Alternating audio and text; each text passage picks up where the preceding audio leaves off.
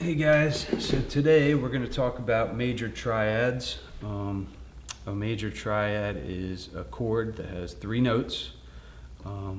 We have a root note, which the chord is named after, so whenever you have a chord, it's represented by these note names. But in order to know what other notes to play in the chord, it's helpful to know some of this terminology. So if we're playing a C major triad or a C major chord, there are three notes, triad being three, and there are three different notes. So there's the root note, the third, and the fifth. And the reason why it has those broken numbers, 1, 3, and 5, instead of like 1, 2, 3, is because those numbers come from the scale. So if you were to play the major scale,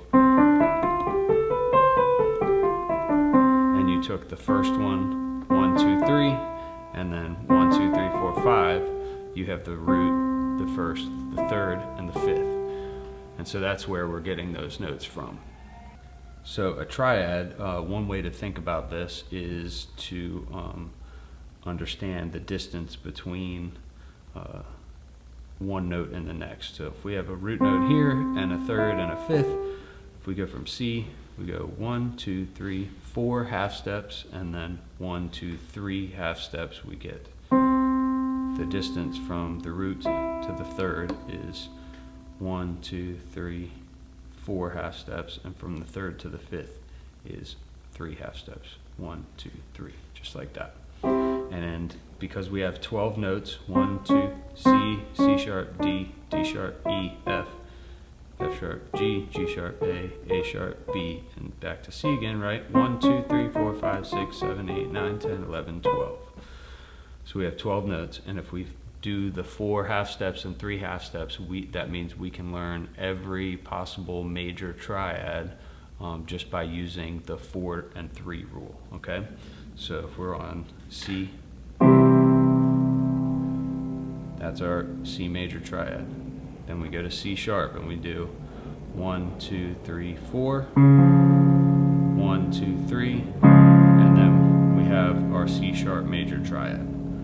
Now in this exercise, we're just going to go up one note at a time. So basically you can think of it, and you could start from any note and do 4 and 3, or when you're going through this exercise, you could probably just think about moving everything up one half step. So C goes to C sharp, E goes to F, and then G goes to G sharp, and that gives you C sharp major triad.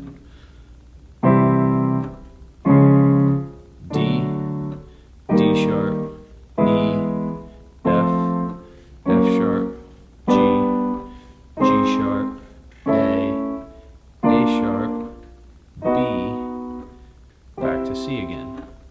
1, 2, 3, 4, 5, 6, 7, 8, 9, 10, 11, 12, back to 1 again, C. Why is this useful? Why do we need to know major triads or major chords?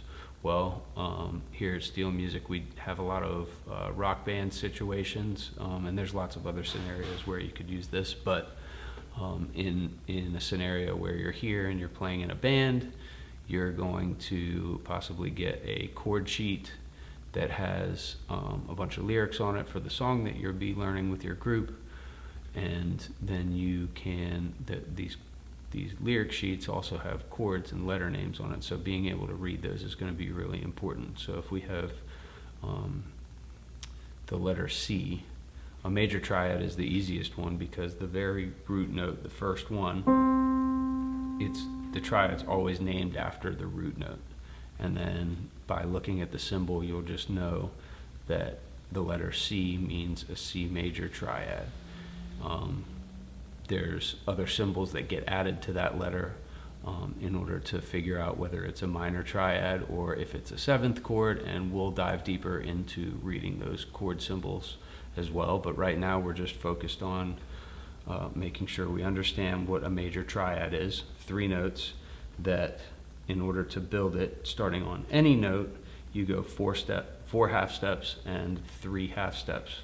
4 half steps from the root to the third, and 3 half steps from the third to the fifth. 1, 2, 3, 4, 1, 2, 3. And as long as you understand that, and that if you look at a letter written when it's implied that it's a chord on a chord sheet, then you should be able to basically play, based on everything we just talked about, any of the 12 major triads or major chords. Hope this helps. I'll see you in the minor triad lesson.